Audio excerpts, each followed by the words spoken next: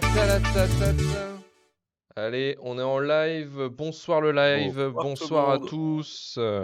On a qui aujourd'hui? On On a espère que vous allez Sayada. bien. Ouais, on espère que vous allez bien. Donc aujourd'hui, on a Sayada, on a Mila. Bonsoir Mila. Bonsoir TheDeric68. Bonsoir Champari.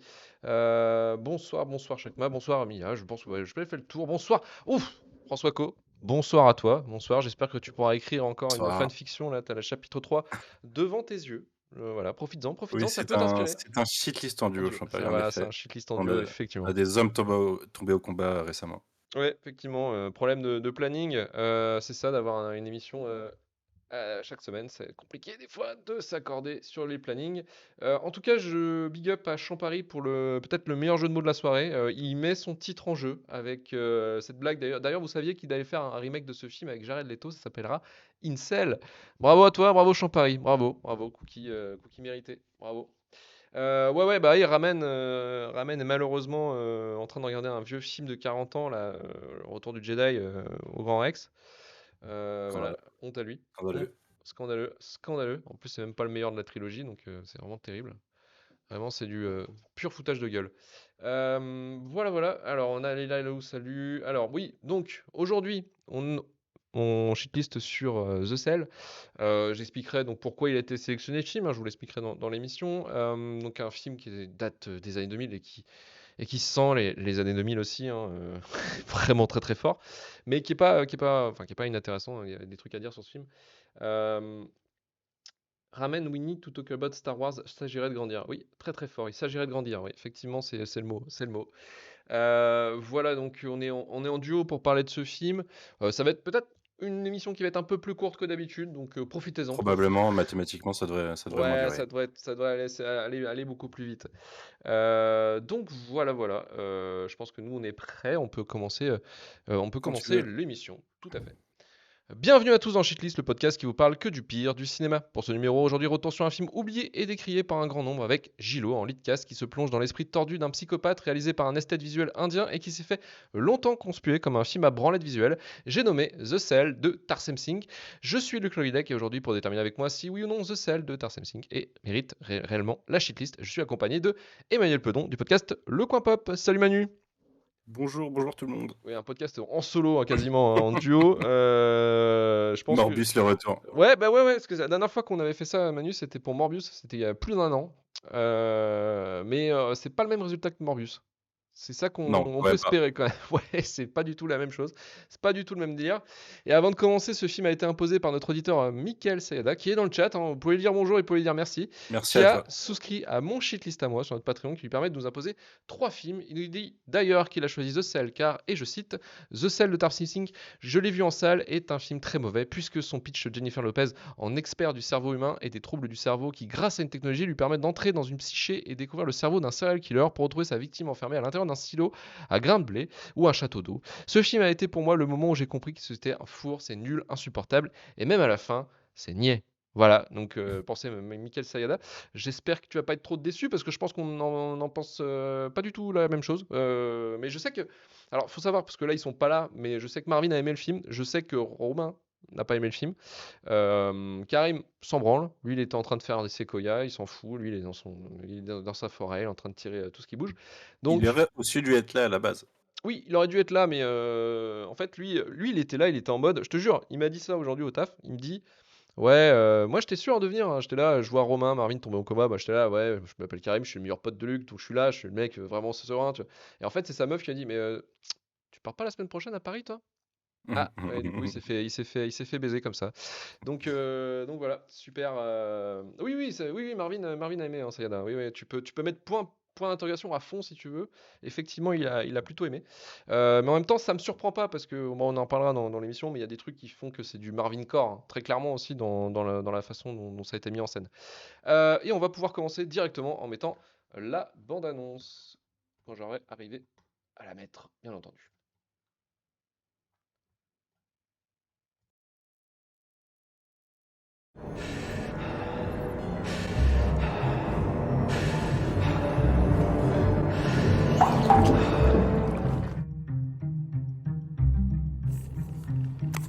Can I ask you something? Have Have you ever heard of Wayland's infraction?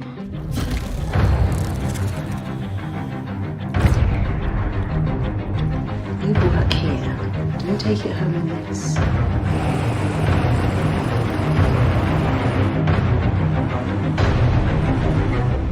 The first few minutes will be very disorienting. Remember to stay calm and focused. Instincts play a very important part here, so trust them. You've read her file. Hit her with something personal. And remember, it's not real.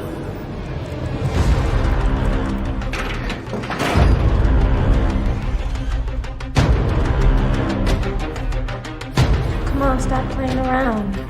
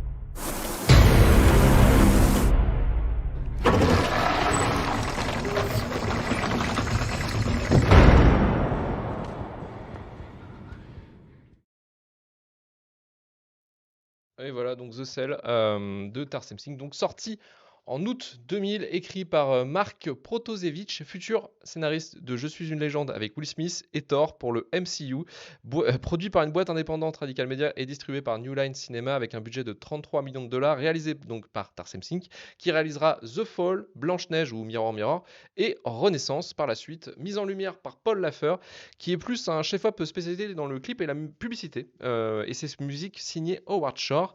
Catherine Dean, incarnée par Jennifer Lopez, jeune psychologue, participe à l'expérimentation d'un procédé thérapeutique révolutionnaire qui permet de lire dans les pensées de patients inconscients. Jusqu'à présent, elle n'a travaillé que sur le cas d'un jeune garçon plongé dans un coma profond, alors que le FBI est sur le point d'arrêter Carl Starger, un redoutable meurtrier en série. Ce dernier tombe dans un coma et elle va alors tenter de rentrer dans son esprit pour sauver une victime bloquée dans un silo. Alors Manu, qu'est-ce qu'on a pensé de ce film? Je sais pas si tu avais vu les autres films justement de Tarsem Singh, qui est Renaissance, Mirror Mirror et The Fall. Non, t'avais jamais vu auparavant. Non, Ok. j'ai rien vu de tout ça. Par contre, j'avais déjà vu The Cell, figure-toi, il y a très longtemps. Ok. Donc je dirais 2001, vu la sortie du film 2000 ou 2001. Et à son passage sur Canal+. Et j'en avais aucun souvenir, si ce n'est l'esthétique, un petit peu. Mais au niveau de l'intrigue, j'avais pas grand-chose. À partir du début du film, ça m'est revenu. Et alors, je vais direct partir. Mickaël, tout à l'heure, disait le film, il est juste très chiant. Et c'est pas totalement faux, en fait. Je trouve qu'il est intéressant dans son concept et dans l'imagerie qu'il utilise. Mais derrière, il s'embourbe et il devient plat. Et il n'y a rien qui nous envole dans l'imagerie torturée du tueur en série. Il y a des trucs, mais à la rigueur, ça va peut-être pas assez loin. Le problème, en fait, c'est que le concept, je le trouve pas mal, mais je trouve que le film s'embourbe dans son concept, en fait. La technologie qui est utilisée, ça devrait être un outil et ça devient un peu une partie de l'intrigue. Et c'est là l'erreur du film pour moi, c'est que même la fin, la dernière plongée de Jennifer Lopez dans la psyché, enfin en l'occurrence c'est sa psyché dans la sienne, elle est même plus utile en fait à la fin. Dans l'intrigue, elle est plus utile parce que la meuf de son côté, Vince Vaughn, il est parti la chercher et il l'a retrouvée. Donc on est vraiment dans essayer de faire quelque chose de un petit peu dans le techno thriller presque, ou le techno film de psychopathe. Mais au-delà de ça, je sais pas, je trouve qu'il y a un clair problème de rythme. Que du coup, les deux intrigues se mêlent de façon organique, certes, mais il y en a une qui prend un peu trop le pas sur l'autre. J'aurais préféré que ça soit plus du Seigneur des Anneaux à la rigueur, parce que clairement, il y a une inspiration de Thomas Harris. Oui. Clairement, ça rappelle le Seigneur des Anneaux, mais ça me rappelle pas mal le Dragon Rouge aussi. C'est le Silence des Agneaux, oui, et Dragon Rouge, mais c'est normal parce que le scénariste avait en tête justement Mhm. de partir du Silence des Agneaux et d'aller en gros dire on fait une psychanalyse encore plus poussée en fait, une connexion encore plus forte entre les deux personnages, entre je veux dire la psychologue Ouais, ouais. et le fou, enfin le Ouais. serial killer. Et justement, il est parti de ce principe-là. Donc c'est pas si innocent effectivement que ce C'est soit pas, si éloigné du Silence des Agneaux. c'est pas si innocent, mais je trouve que dans l'inspiration, dans l'imagerie et dans la définition du psychopathe qu'il fait, ça rappelle trop Dragon Rouge, en l'occurrence, pour moi, Oui, qui avait déjà été adopté en. Alors, c'est Manhunter, c'est le c'est sixième sens en français, ouais, je le crois, sixième sens de Michael Mann, de ouais, Michael effectivement. Mann, qui est un très bon film. Excellent. Et je sais pas, en le revoyant aujourd'hui, j'ai vraiment l'impression que il y a, il y a peu d'inspiration scénaristique, il y a peu de création. Alors, je voyais quelqu'un qui disait d'ailleurs parce que j'étais assez d'accord, que chaque m'a faisait remarquer, je crois que l'armure, on dirait celle de Dracula de Coppola. Enfin, les costumes, Oui, on oui, dirait oui, l'armure de Dracula. Et a priori, c'est la même costumière. Donc, même là, il n'y a pas eu de. Enfin, il y a de la réutilisation, il n'y a pas trop d'invention. Je trouve ça un peu plat. Et à côté, les alors, acteurs, ouais. il y a. Alors, j'ai pas vu tous les films avec Jennifer Lopez, mais je l'ai vu dans des bons rôles. Et là, en l'occurrence, elle est là, Vince Vaughn est là, on a Tim Ross, on a Vincent D'Onofrio, qui sont tous dans des archétypes dans lesquels on les a déjà vus, mais qui donnent pas ce qu'ils sont capables de donner en fait. On les a déjà vus beaucoup plus intenses, beaucoup plus, je sais pas, beaucoup plus impliqués dans le Ah, film. Là, j'ai c'est pas vraiment Tim Roth, c'est l'impression. Jack Weber. Jake Weber, pardon. Ah, c'est Jack Weber. C'est Jack Putain, pour Weber, moi, ouais. c'était Tim Ross. Ouais, ouais, il ressemble. De loin, mais Autant il pour moi. ressemble. Toujours est-il qu'il y a quand même Vince Vaughn et Ouais, D'Onofrio qu'on ouais, avait ouais. déjà vu dans des rôles assez similaires. D'Onofrio, de toute façon, quand il Dans le joue rôle pas un du taré. psychopathe, il traque Ouais. les psychopathes. Et je sais pas, je ressens rien. À un moment, en plus, visuellement, ça part en sorte de Windows Media Player il y a 25 ans, quand, tu sais, quand on voyait la musique symboliser un nom de. Oui, oui, oui, oui. Ils ont pris ça pour faire une séquence quand elle part dans les nuages. Mais non, je trouve que le film est pas nul. Il y a des trucs intéressants, vraiment, mais on se fait chier. Moi, je suis d'accord avec le constat, on se fait chier. Il manque quelque chose, il manque de l'âme dans le film, en fait. Alors après, tu mets un point sur la limite peut-être de l'exercice que propose Tarsem Singh, parce que Tarsem Singh, c'est un publiciste, c'est un clipper, Mm. et lui, ce qu'il aime, c'est les belles images. Et effectivement, c'est peut-être là où on a la fin en fait du concept. C'est-à-dire qu'en gros, l'intérêt, ok, visuel, mais qu'est-ce que tu as derrière? Mais c'est peut-être aussi pas réellement de sa faute non plus, parce que le script, lui, il travaille sur un script qu'il n'a pas écrit non plus. Donc ça peut être compliqué aussi, parce que je pense que quand tu as le contrôle total d'une création, tu peux te Mhm. démerder pour que tes images aussi, bon, tu peux rythmer. Je pense que The Fall, tu vois, The Fall, il l'a écrit et réalisé, qui est sorti en 2006, mais qui a pris 4 ans pour être produit, a forcément, je pense, arrive à mêler la narration que tu attends, une intrigue en fait, Mhm. et aussi l'image. Et ça, il a réussi à le faire sur The Fall. Mais c'est parce que c'est lui qui avait pleinement le projet. Et là, je pense que c'est effectivement, Mhm. il y a aussi une limite du scénario. Il faut l'avouer que l'intrigue en elle-même, on s'en bat les couilles. Alors, Enfin, on voit pas du rêve. Bah, en fait, il y a un mauvais équilibre. Le film n'arrive pas à savoir s'il devrait être. D'un côté, il est trop terre à terre. D'un autre côté, enfin, il devrait être un peu plus barré, quoi. Pour moi, l'erreur scénaristique, notamment, c'est de l'avoir fait rencontrer la version adulte du tueur, la version oui. actuelle, en Oui, fait, oui, dans oui. son esprit. Il y aurait eu que le gamin et le roi, enfin le dieu, du coup. Il manquait quelque chose à la Trinité, certes, parce qu'il y a, il y a clairement une Oh. symbolique, hein, à la fin, le message, Ah, c'est on beau est être tous la symbolique, même hein. personne. C'est le festival, hein. Mais il aurait manqué quelque chose, mais ça aurait été plus intéressant scénaristiquement. Il y aurait eu quelque chose plus détaché pour le personnage de Jennifer Lopez, là où ça a l'air un peu facile en fait. Même Vince Vaughn, quand il arrive, hop, il trouve un indice, il va, et hop, il retrouve la meuf. Donc, je sais pas, il manque cette perte, que les personnages perdent plus pied dans l'esprit des autres. Il y a quelque chose qui va pas assez loin là-dedans. Ouais, ouais, ouais, je peux comprendre, mais c'est déjà un petit peu. En fait, la première, tu vois, le premier entrée de Gilo dans l'esprit, il y a cet aspect quand même. J'explore un truc que je comprends pas. Et avec plein d'images disturbantes, enfin vraiment très très choquant, très visuel, très marqué. Et oui, tu as cet aspect un peu je suis perdu, je sais pas trop où je suis. Et effectivement, après, ça semble être un peu trop. Bon, voilà, on sait où on va, quoi. Enfin, voilà, on se démerde, c'est bon, on connaît la map, entre guillemets. Et ça peut être faire un peu trop Mm. facile, mais en même temps, le film n'a pas. je dirais, le luxe peut-être de durer 2h30. Tu vois ce que je veux dire? Je pense que voilà, c'est ça aussi qui fait que. Et heureusement aussi, je pense qu'il ne dure pas 2h30 parce que le concept en lui-même, la prémisse, elle est complètement folle, hein. Là, je trouve que la Mhm. prémisse du film est complètement ouf. C'est quasiment Philippe Cadic un petit peu dans l'idée, mais ça donne en fait plein d'idées.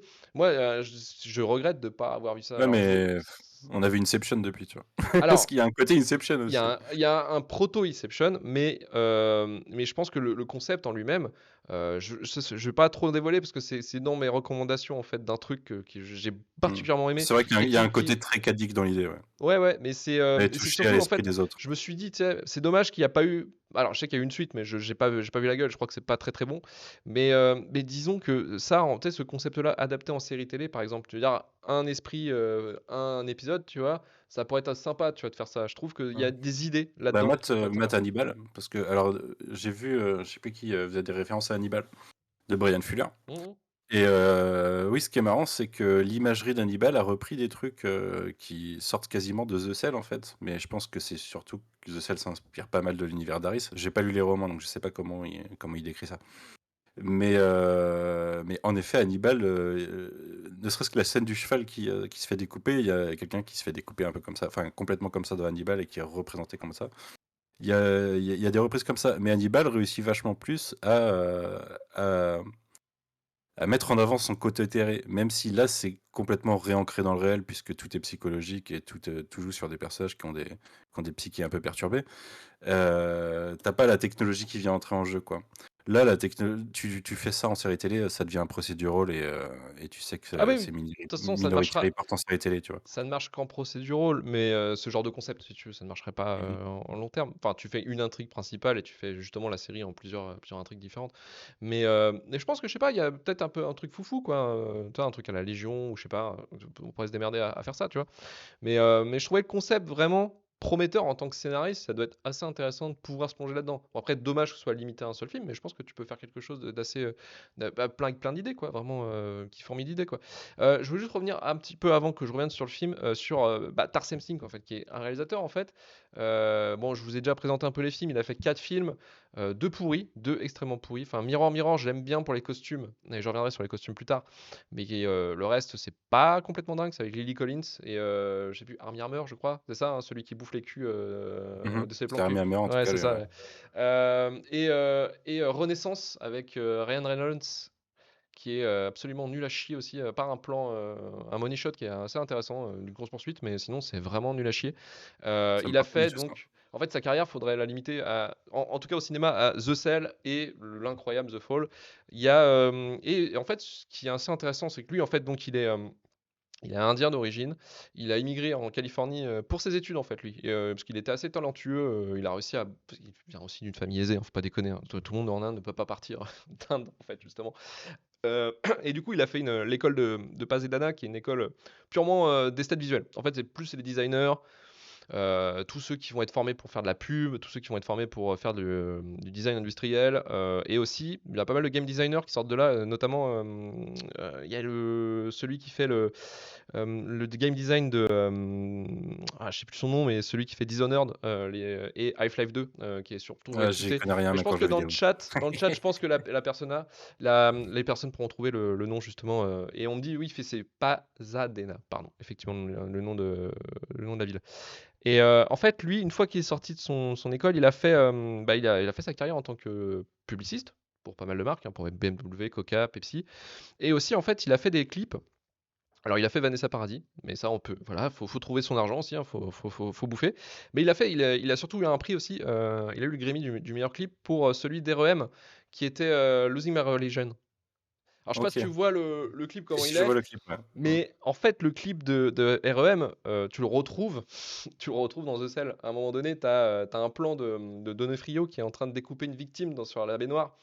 Et c'est exactement en fait le même type de plan, le même type je dirais, de mise en scène qu'il y a dans le clip de REM, en fait. C'est ça qui m'a Mm. fait un peu marrer. Et effectivement, son premier film, donc, il a fait, je crois, 10 ans de taf en fait, en tant que publiciste, un peu comme un sorte de Ridley Scott indien, tu vois, un peu dans l'idée. Et après, en fait, il cherchait à faire son premier film, et en fait, il est tombé sur ce scénario. Il a réussi à sécuriser sur une boîte indépendante, et la boîte indépendante a réussi à sécuriser des lead cast. qui peuvent vendre, parce que franchement, le film, il a marché, hein. Il a fait 100 millions de recettes pour 33 millions. Il a plutôt bien marché. Et c'est grâce à J-Lo en lead cast. Parce que en plus, J-Lo, à l'époque, là, elle était à son prime. Parce que normalement, Ouais, J-Lo, à la clairement. base, elle est danseuse. Elle est passée actrice dans les années 90. Et fin 90, début 2000, c'est là où elle a commencé à faire chanteuse. Notamment, c'est par l'impulsion d'un film où elle avait fait un film ou une Mhm. biographie sur une chanteuse. Et à partir de ce moment-là, en fait, elle a sorti son premier album en 99. Et ensuite, elle a eu, en fait, et en même temps que sa sortie de son album, elle a fait des films avec Soderbergh, elle a fait des films avec Oliver Stone. Donc, elle commençait aussi à rentrer dans le système hollywoodien. The Cell est, disons, le premier film où elle est en lead cast, en fait. Où elle est vraiment elle qui porte le rôle. Et du coup, ça a été, en tant que, je dirais, produit Argument promo, culturel, ouais. ouais, c'est un Mhm. argument promo. Ça a été un excellent argument promo. Donc ça a pu le décoller le film. Et le costume, effectivement, les costumes, c'est Eiko Ishioka, en fait, qui s'occupe des costumes absolument maboules de The Cell et qui était derrière, justement, on l'a vu dans le chat, mais qui était derrière Dracula. Elle a fait Dracula et après elle a fait les films justement avec Tarsem Singh, dont The Fall, dont les costumes ils sont complètement fous, quoi. Ils sont complètement fifous. Et elle a fait aussi Les Immortels, oui, parce que c'est pas 4 films, c'est 5 films. Il a fait Les Immortels aussi avec Henry Cavill, Tarsem Singh. Ah ouais, C'est ok, d'accord. pas ouf non plus comme film, Moi, ça vraiment, avait pas vraiment l'air. pas ouf du tout. Je me suis Euh, arrêté au trailer. Ouais, bah, c'est très bien, c'est très bien. T'as bien fait. Donc il y avait aussi, il a eu une nomination aux Oscars 2001 pour meilleur maquillage. Il ne les a pas eu malheureusement. Parce que le maquillage, les costumes sont vraiment, je pense, un des points forts du film, très honnêtement, quoi. Mais le film, ce qui est assez intéressant, c'est qu'il arrive en fait dans un temps où bah déjà c'est la fin des années 90, on passe aux années 2000, on pense à la techno aussi, beaucoup à la technologie. Il y a eu un film qui a cartonné, c'est Matrix La forcément, Matrix, ouais. mais il y a aussi, en fait il y a eu beaucoup entre les années 70 et les années 90, l'ennemi, en fait la peur de l'américain, c'est le serial killer. Parce qu'à l'époque c'était vraiment, suite à la mouvement Peace and Love et Manson et tout le bordel, il y a eu ce culte en fait pour les serial killers et ses affaires sordides. Et du coup, en fait, effectivement, dans les années 90, avec le succès de Seven, il y a eu pas mal de polars, enfin de néo-polars, néo-thrillers, enfin, on peut parler comme ça, qui sont sortis. On a eu le Collectionneur, Copycat et Bone Collector, par exemple, en exemple Ouais. sur les années 90. Et du coup, en fait, moi je trouve que The Cell est un peu la combinaison de Matrix, de la technologie, de qu'est-ce qu'on peut faire avec la technologie, qu'est-ce que ça nous apporte dans la société, et les thrillers. Et c'est ce mix en fait qu'il a The Cell, on a vraiment parce que le dispositif pour rentrer dans les esprits des gens, enfin, c'est vraiment tu sais, vraiment l'aspect techno qu'on avait dans les années 2000, tu sais, genre la technologie, l'informatique, les gars, on peut faire n'importe quoi. C'est incroyable, c'est fou la technologie avec une tu sais, genre des barrettes de RAM, on peut faire des trucs de taré, les gars. Donc c'était un peu ce côté innocent quasiment de l'informatique, du dev et tout ça, qui fait que tu pouvais tout faire avec l'informatique. Tu vois, on pouvait imaginer plein de trucs fifous.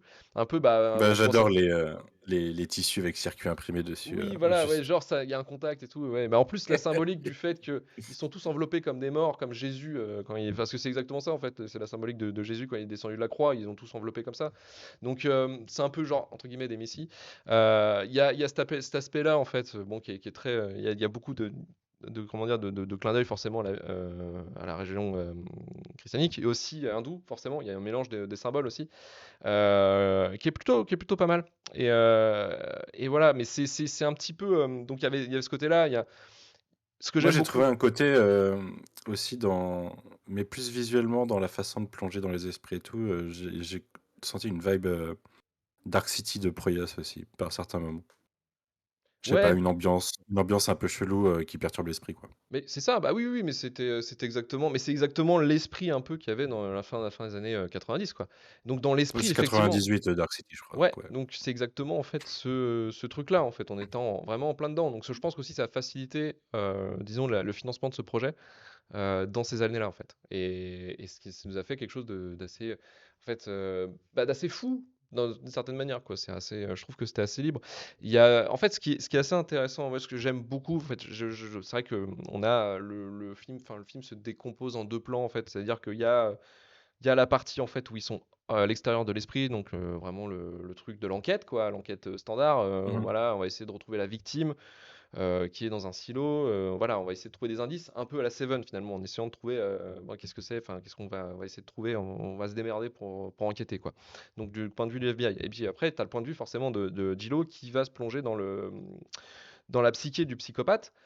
Et c'est là, en fait, je trouve que c'est le plus intéressant parce que c'est effectivement là où moi, je trouve qu'il y a plus d'intérêt. C'est effectivement, moi, j'aime bien qu'un film m'emporte visuellement et disons, Dans me quelque fait chose d'autre, évoquer des ouais. choses.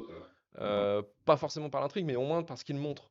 Et c'est vrai que quand tu rentres dans l'esprit, là, au début, avec ce côté vraiment purement opératique, mélangé à l'esthétique un peu cybercuir des années 2000, et vraiment un côté presque Tarkovsky, hein, des fois, je me suis dit, ah, Stalker, tu vois, même 2001 l'Odyssée de l'espace, on a un petit peu avec le fait qu'il y a.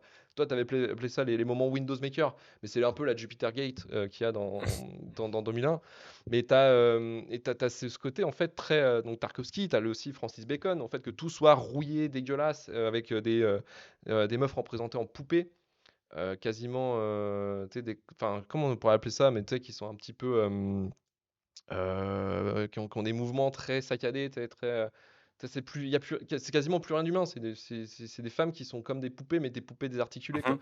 Et ça, Ouais, ça. visuellement, ça avait de la gueule. Même un plan, j'adore un plan. Où bah, c'est le moment où Vince Vaughn va être le troisième joueur de la partie, où il va essayer de sauver Gillo.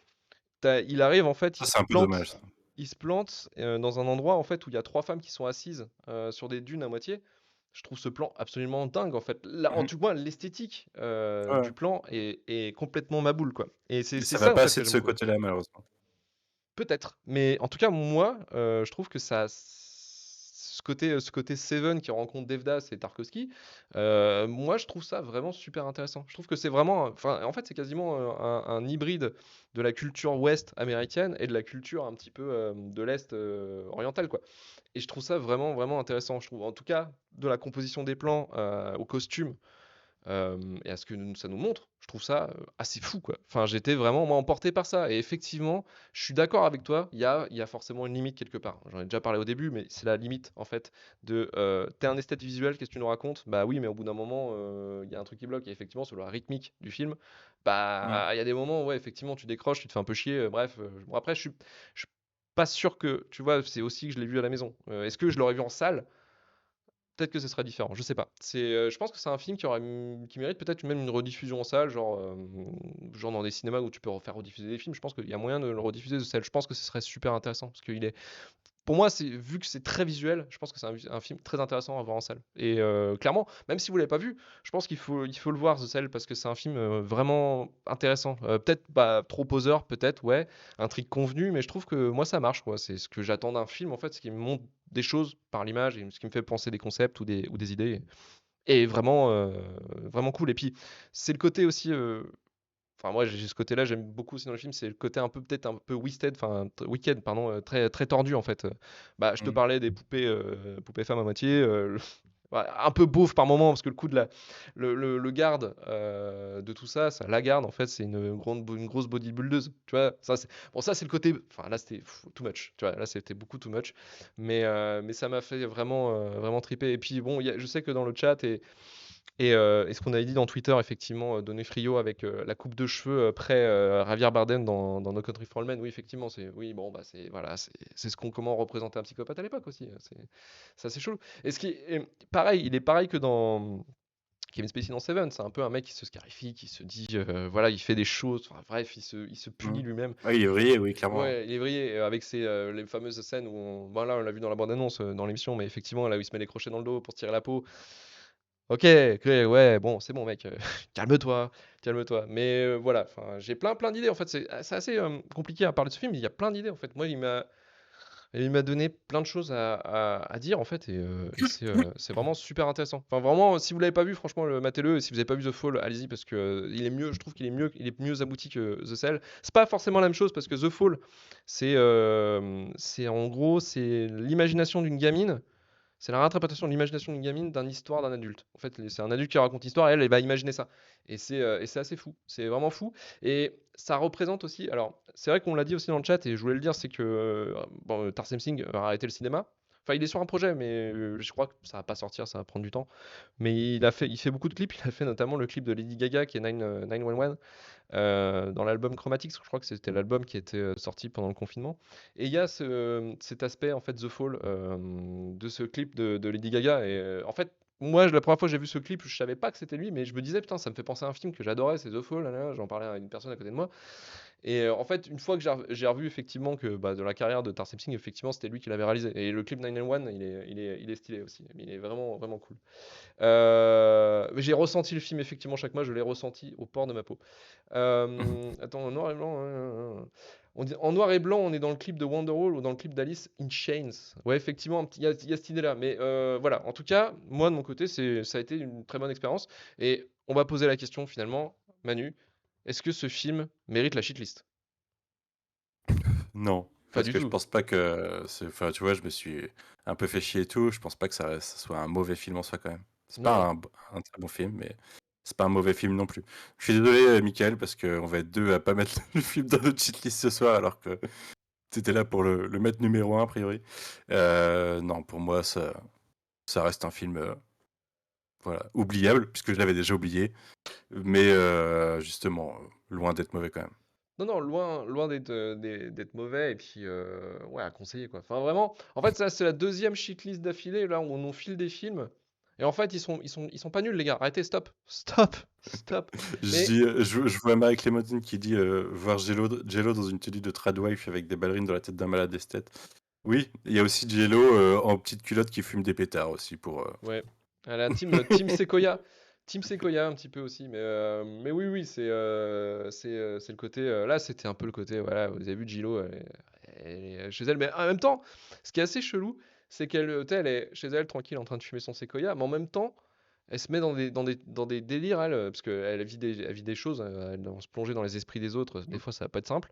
Et elle regarde un cartoon absolument, absolument affreux à regarder, je pense, quand t'es tout seul chez toi. Et c'est ça qui m'a fait rire, c'est le côté waouh, chaud quand même. Mais voilà, en tout cas, The Cell, très bon film. Vraiment, pour le coup, c'est un film intéressant dans la shitlist. Même Je l'aurais merci pas mis Sayada de très l'avoir. bon, je l'aurais pas mis. Tu vas trop loin. Mais non, non, Sayada, tu as vraiment eu l'idée quand même de le mettre dans la shitlist parce que c'est un film quand même qui n'est pas parfait, qui peut mériter la shitlist pour certaines personnes, ce qui est vrai. Mais en même temps, il a des trucs, des points auxquels on peut parler. Et ça, c'est vraiment, je trouve, un des films parfaits pour la shitlist. En tout cas, The Cell, ça a été, même s'il est très bon, bon, plutôt bon, ça a été le film parfait pour la shitlist. Donc, je te remercie, monsieur Sayada, enfin, Michael Sayada. Et on va pouvoir passer au courrier des Durandos. Alors, laissez-moi juste descendre un tout petit peu. Donc, le courrier des Durandos, je vous avais posé la question sur les réseaux sociaux, quel était votre avis sur The Cell et quel était pour vous le pire film où Gillo a joué dedans. Donc, vous pouvez vous lâcher dans les commentaires, c'est votre moment. En tout cas, sur Twitter, donc pour The Cell, Céline nous dit ma première réaction a été what the fuck et après j'ai beaucoup ri. Parce que, alors, c'est vrai qu'il y a beaucoup de personnes, c'est pas la première réaction que j'ai vue où il y en avait plein comme ça, c'est qu'ils disaient que le film était peut-être trop premier degré et peut-être trop ridicule par rapport à la situation. Et alors, j'ai pas compris au début, puis j'ai compris pourquoi en fait ça pourrait être considéré comme ridicule parce qu'en fait, euh, le réal est un esthète visuel donc il fait des très beaux plans, mais effectivement, je pense qu'en direction d'acteur, c'est moyen moyen. Même si je trouve que Vince Vaughn par exemple, il joue très bien dans le film, je trouve qu'il n'est pas du tout ridicule. Alors que ça aurait pu être le piège. Mais c'est vrai que des fois, ça paraît un peu. Waouh! Des fois, ils sont désincarnés. Ils sont un peu Tokarland, un petit peu même surtout dans les périodes où ils sont dehors, en fait, en train de discuter, en train de parler vraiment de sentiments et trucs. Des fois, tu as l'impression de voir une telenovela tellement que c'est un tout petit peu désincarné ou un petit peu genre bas les couilles en fait de ce que je te dis quoi. Donc puis il y en a un en fait il était un peu nul. Enfin je trouvais qu'il était bizarre dans la façon dont il joue, c'est Jack Weber. Je comprenais pas, en fait, des fois, à un moment donné, il était tellement décalé dans son jeu que j'ai l'impression qu'en fait, il était avec Vincent Donofrio. Tu vois, je veux dire ou pas? Il y a des moments où je me Ouais, je disais, vois, c'était ouais. pas le genre, le mec, lui, il était avec le psychopathe et il jouait à planquer Mhm. enfin, les indices et tout ça. Mais en fait, non, c'est juste que, je sais pas, il y avait une direction d'acteur différent pour lui et je sais pas, il jouait à côté en fait. Il était pas trop avec Vince Vaughn. Enfin, je sais pas. Après, je pense que c'est parce qu'il y avait une sorte de rivalité entre les deux personnages. Je pense qu'il y avait ça, ou peut-être que ça a été coupé dans le scénario. Je sais pas du tout. Mais en tout cas, ouais, c'était assez étrange en fait dans la façon dont ça a été joué. Donc ça pouvait peut-être prêter à rire en disant bah, qu'est-ce qu'ils foutent quoi. Il y a Liam Debrel qui dit l'occasion de rappeler à quel point The Fall du même réal est magnifique. Effectivement, The Cell pour Sidney Pandaman. The Cell, la définition même de All Style, No Substance. Effectivement, donc on aurait parlé effectivement de tout le côté visuel, mais effectivement, bah, derrière, il n'y a pas grand chose. Le moteur est un peu rouillé. Al In and Out nous dit c'est hyper chiant et ça se branle de ouf en pensant être giga deep, alors que c'est juste un rip-off du Silence des Agneaux. Alors là, c'est la version violente, mais qui est pas totalement erronée, effectivement. C'est Aline qui a dit ça? Ouais, effectivement. Ouais. Ouais. Zetoun Max nous dit mes parents l'avaient en DVD, j'avais rien compris, mais avec le temps, il était cool. Non, le pire, alors c'est son film avec Ben Affleck et Al Pacino, c'était une merde infâme. C'est que là, c'est Gigli du coup, non? Si je dis pas de conneries.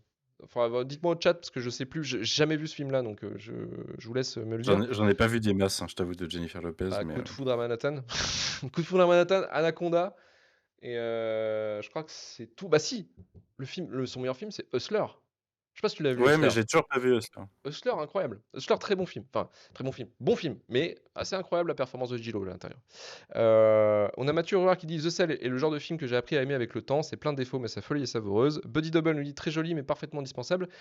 J'ai sinon un souvenir très douloureux de Angel Eyes. J'ai pas vu Angel Eyes avec Gillo. En tout cas, dites-le nous dans le chat, effectivement, si vous l'avez vu. Julien Fabien dit jamais vu et jamais entendu parler. Ce qui peut arriver aussi souvent pour The Cell, parce que c'est un film qui est assez.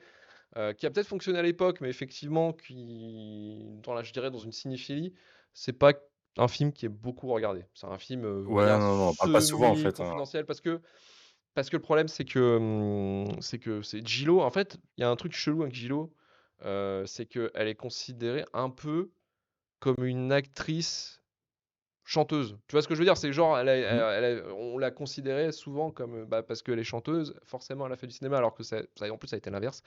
Et souvent, on lui dit, on n'a pas l'impression elle a fait une formation théâtrale, alors une formation de danseuse et de théâtre. Donc c'est quand même une actrice qui se veut efficace, mais c'est peut-être aussi sur les projets fin des débuts des années 2000 avec tout son bordel avec Ben Ouais. Affleck, qui l'a un peu coulé en fait en termes de crédibilité d'actrice. Ce qui est dommage, hein, parce que on le voit sur Hustler, elle peut très bien se démerder sur des, comment dire, des rôles plutôt dramatiques en plus. Donc voilà. De votre côté, dans le chat, Gigli, donc il y a Al Pacino et Christopher Walken. Ok. Et c'est vraiment ce qui paraît, Gigli, je l'ai pas vu, hein, je vous le dis, mais ce qui paraît, c'est vraiment vraiment nul à chier. Donc je vous crois. Meilleur costume, Coup de foudre à Manhattan. Non, Marie-Clémentine. Non, c'est faux. Faut arrêter maintenant. Tac, tac, tac. Je crois, j'ai fait le tour sur le chat, je pense. En tout cas, un truc qui n'aide, alors Fibro Magique, un truc qui n'aide ni The Cell ni The Fall, c'est qu'ils sont pas dispo sur des plateformes de vidéo. Je veux dire, Ouais. illégal, hein, sinon faut choper les DVD, Blu-ray. Ouais, effectivement, ça c'est le truc un peu dommageable, c'est qu'il n'y a même pas de enfin de VOD en fait, juste de le louer et de l'acheter en digital. Bah, c'est pas possible. C'est ça qui est dommage. On Euh, l'a trouvé, bizarrement. Ouais. Nous, on en a trouvé, hein, forcément, on a des amis pour ça. Clairement, Gigli, c'est ce sous The Killer qui a essayé de surfer sur le succès avec les tabloïds de son couple avec Ben Affleck. C'est rempli de poncifs, usé jusqu'à la corde et un enfer de voir de bons acteurs comme Christopher Walken se commettre dans ce truc, de ce que nous dit Chakma. Marie-Clémentine dit, après, elle a fait un choix de jogging peau de pêche plus que film d'auteur, et elle a eu raison. Aurait-on eu Let's Get Loud à la mi-temps du Super Bowl, effectivement. Alors, je sais plus c'est quelle année, je crois que c'est 99 où elle a fait le Super Bowl avec son titre Let's Get Loud. Je vous laisse regarder, hein, c'est assez incroyable. Hein, c'est la fête, c'est la fiesta, c'est tout de suite, ça donne envie de danser. C'est incroyable. En tout cas, c'est tout pour les commentaires. On va regarder les commentaires qu'on a eu sur, en tout cas, Patreon. J'ai eu François Truffaut au cul. Merci à vous pour vos épisodes qui accompagnent mes journées au boulot. Je travaille sur les beaux effets visuels de certains films parfaitement shitlistables et même mes longues sorties de running. Écoute, merci pour ce message, François. Et recommandation culturelle, Manu, quelle recommandation tu nous proposes? Bah écoute, je l'ai pas encore commencé, mais je l'ai recommandé sur Twitter tout à l'heure et je vais regarder ça juste après ce podcast. Je suis à peu près sûr que ça va être mortel, mais il y a White House Plumbers qui commence sur Sur HBO, ouais. HBO et du coup sur le Pass Warner sur Prime. Je sais plus s'il y a d'autres moyens d'avoir le Pass Warner d'ailleurs, mais je crois que c'est sur Prime seulement. C'est sur Prime seulement, en France, ouais. Et c'est avec Justin Theroux et merde, j'ai encore perdu son nom, je te l'ai dit tout à l'heure. Woody Harrelson. Woody Harrelson, voilà, c'est qui joue les hommes de main de Nixon au moment du Watergate qui vont essayer de couvrir le truc du coup. Et ça a l'air très drôle et Et je pense que ça va être, enfin, c'est une mini-série de toute façon, hein, donc ça sera pas plusieurs saisons, clairement. Mhm. On sait vers quoi ça va et je pense qu'on va y aller avec du fun, quoi. Avec du fun. Ouais, c'est vrai que ça prend en plus le côté Nixon. C'est plus des Mm. hommes de main de Nixon en fait, qui doivent en fait c'est leur objectif ouais, de faire réélire Nixon. Et j'ai vu la bande-annonce avant justement, regarder la bande-annonce tous les deux. Et effectivement, ça a l'air d'être fun. Il y a un côté nice guy un petit peu aussi dans l'idée Ouais. avec Ryan Gosling et Russell Crowe. Donc ça peut être assez intéressant, je trouve. C'est une mini-série, donc forcément ça se finit après. Mais je pense que ouais, c'est assez intéressant. En tout cas, ça me donne bien envie. Moi de mon côté, je voulais vous recommander alors deux trucs assez intéressants en fait. Il y en a un qui est lié forcément au film parce que ça m'a fait penser à deux jeux que j'adore. Mais surtout en fait, j'ai fini de lire un livre qui a été offert par ma Ciné, qui est L'adversaire d'Emmanuel Carrière, qui revient en fait sur l'affaire Jean-Claude Roman. Qui était alors Jean-Claude Roman, c'était un médecin, enfin un soi-disant médecin, en fait, qui se faisait passer médecin de l'OMS en Suisse, tout ça, qui connaissait Kouchner, tout ça, et qui pendant 25 ans en fait a vécu dans le mensonge et en fait a pété au bout d'un moment, bah, son mensonge tenait plus, donc il a pété un plomb et tué toute sa famille. Et ça a été une affaire donc bah, qui était, je crois que c'était début des années 90 cette affaire-là en France, qui a été adaptée 2 fois au cinéma, dont une adaptation qui est plutôt pas mal avec Daniel Auteuil d'ailleurs en rôle titre. Et voilà, l'adversaire, donc c'est Manuel Carrière, c'est très précis, c'est très court, c'est 200 pages et c'est vraiment un très bon livre justement qui essaie d'analyser un peu la psychologie en fait de Jean-Claude Roman, son histoire et comment en fait, essayer de comprendre comment tu peux vriller, enfin comment il a pu en fait faire ça en fait, parce qu'il y a un acte horrible, hein, soit déjà de mentir 20 ans et de d'arnaquer ses proches pour gagner de la thune justement et pour tenir aussi longtemps, c'est super intéressant à lire et Ok. vraiment fou. On me dit au chat Carrère, oui, Emmanuel Carrère, pardon. Et Effectivement. Elevated d'Ondelat. Et Lévitine ondulate, bah, c'est de l'élévitine ondulate, effectivement, Godéric. De l'élévitine ondulate. Et deuxième reco, alors je sais pas si vous les avez fait, mais ça, c'est des jeux ça, c'était un jeu coup de cœur quand j'étais gamin. Puis le 2 est arrivé il y a un an ou deux, je crois. Mais c'est les jeux Psychonauts, en fait. Psychonauts, c'est The Cell en jeu vidéo et en cartoon. Et en fait, c'est développé, alors je sais plus, c'est Tim Schafer, je crois, qui était un mec de chez LucasArts, il travaillait sur Monkey Island, je crois, lui, et qui a fait après son studio et qui a fait donc Psychonauts en 2006 et Psychonauts 2 en 2021. Et je crois que son studio Double Fine a été acheté par Microsoft. Donc les deux jeux sont disponibles sur le Game Pass. Et du coup, bah, Microsoft finance ses prochains jeux. Et en fait, Psychonauts, qu'est-ce que c'est l'histoire d'un gamin, Rasputin, qui débarque dans une école de Psychonauts, qui sont en fait des agents qui s'infiltrent dans les cerveaux des gens. Et en fait, tous les niveaux représentent un cerveau de quelqu'un. Et en fait, la perception est différente. La perception, Mm. on peut avoir genre un mec qui est fan de la guerre, bah, tout son cerveau, ça va être un putain de champ de bataille. Mm. L'autre va tomber dans le cerveau d'un paranoïaque. Et en fait, on tombe dans le quartier, le suburbs, avec plein d'appareils photo partout, des gens avec des caméras, des gens qui regardent avec des journaux et tout. Et il faut essayer en fait à chaque fois de trouver, disons, le trauma pour pouvoir déverrouiller, disons, une situation. Et chaque niveau est comme ça. Et c'est assez incroyable parce qu'il y avait un moment où on tombe, enfin, le délire va tellement loin qu'à un moment donné, il y a le monstre dans le lac de l'école qu'il faut aider. Donc c'est un monstre poisson un peu dégueulasse. Et en fait, on va dans son cerveau et lui il se prend pour Godzilla, quoi. Et du coup, t'es un géant qui est en train d'écraser des gens, en train de te faire engueuler. Et c'est assez incroyable en fait comme jeu. Et Psychonauts 2 qui est la suite, qui est aussi vraiment super chouette. En fait, c'est des jeux de plateforme qui sont vraiment top, je trouve. Et il y a un humour, une écriture qui est vraiment très sympa. Vraiment, c'est des jeux qui sont vraiment cool. Ils sont dispo sur le Game Pass, donc vous pouvez jouer gratuitement si vous êtes déjà abonné au Game Pass. Si vous ne l'avez pas déjà fait, franchement, c'est un vrai. C'est un de mes jeux préférés d'ailleurs, Psychonauts, hein. Donc vraiment excellent. Je pense que je le ferai un de ces quatre en stream pour vous montrer, pour vous donner envie d'y jouer, parce que c'est vraiment sympa comme tout, quoi. Donc voilà pour les recos culturels. Et on va pouvoir finir l'émission. Alors, merci le chat, merci Manu. Manu, Merci le à toi. combattant qui était là. C'était un shitlist en duo. Ce qui n'arrive pas très souvent, à part dans les bonus Patreon où effectivement où on sait plus un tête-à-tête sur une critique à chaud. Là, voilà, c'était je dirais, c'est la première émission de shitlist officielle, disons, où nous sommes deux et je trouve que nous sommes bien sortis, Manu. Bravo, bravo à toi. Tu peux t'applaudir. C'était magnifique. N'oubliez pas de nous soutenir sur le Patreon. Le forfait 3 € pour Shitlist Prime. Shitlist Prime, qu'est-ce que c'est? C'est la possibilité d'avoir l'épisode en avance, en complet, sans pub. Et le forfait 5 € Shitlist Plus, qui est en fait le Shitlist Prime plus les contenus additionnels qu'on propose. Donc on a effectivement les critiques à chaud qu'on peut faire, que vous avez de disponibles. Là, demain ou après-demain, je crois qu'on enregistre un épisode sur le dernier film d'Ari Aster, Beau is Afraid, avec Romain et Marvin, qui sera disponible en fin de semaine pour les patriotes. Mais il y en a d'autres films, on a fait pas mal de critiques de films. Généralement, c'est entre une demi-heure et 45 minutes.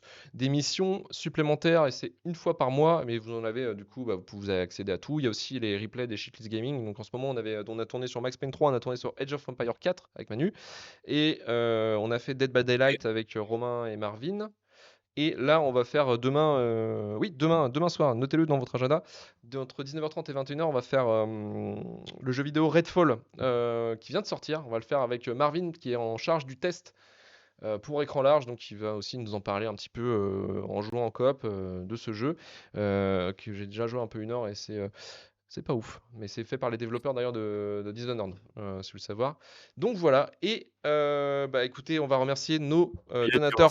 De s'abonner au Twitch. Oui, c'est vrai Maintenant, on peut. qu'aussi, effectivement, maintenant on peut s'abonner au Twitch. Effectivement, vous pouvez donner vos subs directement sur Twitch. Effectivement, si vous êtes en train de nous regarder en VOD, enfin plutôt en live, pour éviter déjà les pubs, mais déjà aussi pour nos soutiens. Donc on vous remercie ceux qui font le geste de nous donner les abonnements. Et en tout cas, pour les patriotes, on remercie cette semaine Jérôme Pérez, François Truffaut en cul, Ivan et Erna Selena pour leur souscription à Shitlist Plus, et Pierre-Yves pour son abo à Shitlist Prime. Retrouvez-nous la semaine prochaine pour un nouveau numéro pour vous parler encore du pire du cinéma, enfin selon les arrivages qu'on a. shitlistpodcast@gmail.com pour les SAV. Rejoignez-nous sur Twitter, Instagram, TikTok et sur notre Discord, notre chaîne Twitch et YouTube pour le live et la VOD. 5 étoiles sur Apple Podcasts, Podcast Addict ou Spotify. Retour@showflip.com pour trouver tous les épisodes de Shitlist, Rewind et le début de la fin. Et on se dit à la semaine prochaine. Salut à tous, merci le chat, merci Manu, ciao ciao.